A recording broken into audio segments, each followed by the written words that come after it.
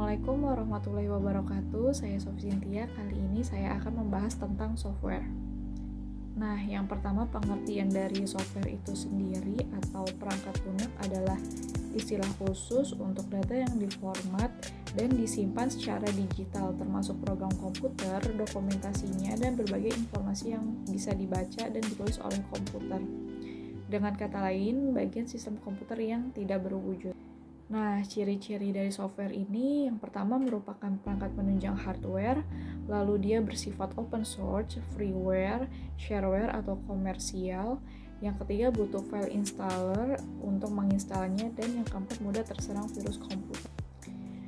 Nah, jadi fungsi-fungsi software ini adalah sebagai pelengkap komputer agar dapat dioperasikan dengan baik oleh perintah-perintah tertentu untuk mengontrol hardware yang ada pada komputer sehingga dapat digunakan dan bekerja dengan baik sesuai kebutuhan. Dan yang ketiga menjadi penghubung antara beberapa software dengan hardware komputer. Yang keempat menjadi penerjemah perintah software ke dalam bahasa mesin supaya hardware bisa menerimanya dengan baik. Dan yang terakhir mengidentifikasi program di dalam komputer. Baik, kemudian ada jenis-jenis dari software. Yang pertama adalah operating system, programming, dan program aplikasi. Nah, bisa lihat di sini operating system adalah software yang berfungsi mengelola semua perangkat keras yang terhubung ke CPU komputer. Operating system juga membantu menerjemahkan aktivitas dengan mengelola proses yang diperintah pengguna lalu disebarkan ke CPU sehingga perintah tersebut dapat dijalankan dengan benar di komputer. Dilihat nih contoh-contohnya seperti yang ada di presentasi, ada Microsoft Windows, Android, macOS, iOS, dan Linux. Nah, selanjutnya ada programming language. Nah, jenis software ini adalah bahasa yang digunakan untuk menulis program. Nah, contoh software ini meliputi HTML, Java, PHP, C, C++, dan masih banyak lainnya. Bahkan jika kita ngebuat bahasa pemrograman ini, kita tetap memerlukan perangkat lunak khusus untuk merancang program berdasarkan metode dan struktur dalam bahasa pemrograman itu sendiri. Nah, selanjutnya ada program aplikasi.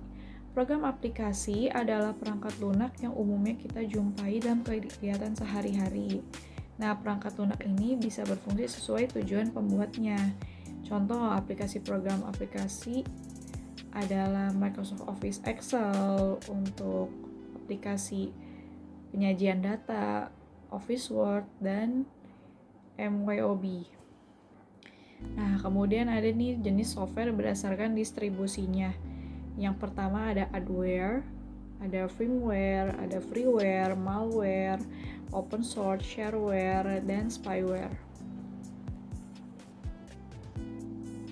Nah, adware merupakan software yang dirancang dengan tujuan membagikan iklan online secara otomatis ke dalam layar komputer pengguna. Nah, jenis perangkat lunak ini juga bisa menghasilkan pendapatan melalui metode pay per click or PPC. Contoh Babylon, OpenCandy, GoMail, Likeshot, and MyStatSearch. Nah, ini jadi sekarang suka banyak iklan-iklan ini dari aplikasi adware ini. Nah, kemudian ada firmware, jenis penyimpanan perangkat lunak hanya baca.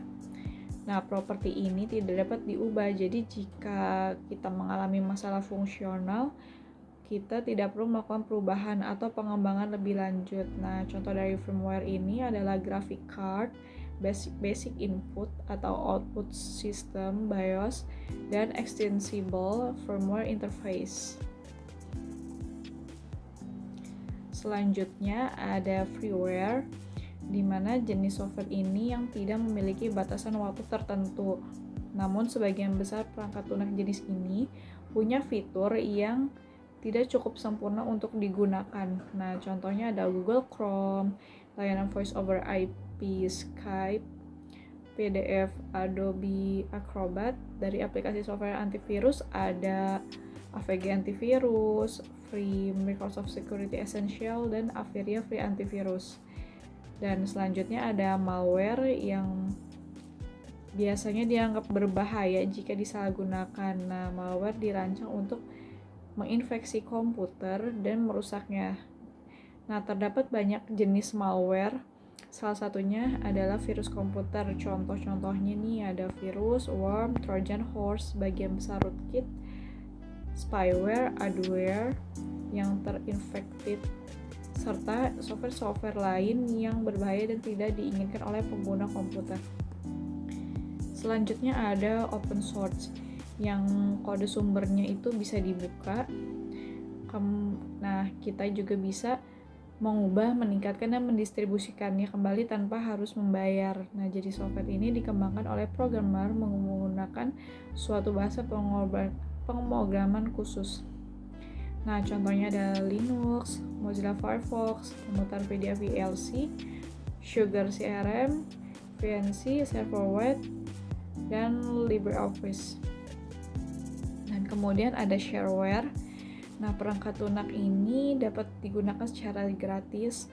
Nah, jenis software ini biasanya digunakan sebagai demonstrasi dengan fungsionalitas dan waktu penggunaan yang terbatas. Nah, contoh-contohnya adalah WinZip, Internet Download Manager, Microsoft Office, Cyberlink, Power DVD, dan CorelDRAW.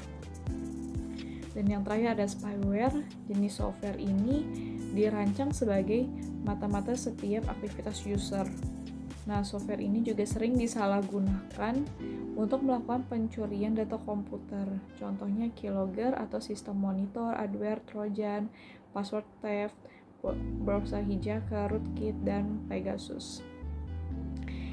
Baik, itu saja yang saya dapat sampaikan. Terima kasih semuanya. Semoga kita dapat menggunakan internet, menggunakan aplikasi-aplikasi komputer lainnya dengan bijak.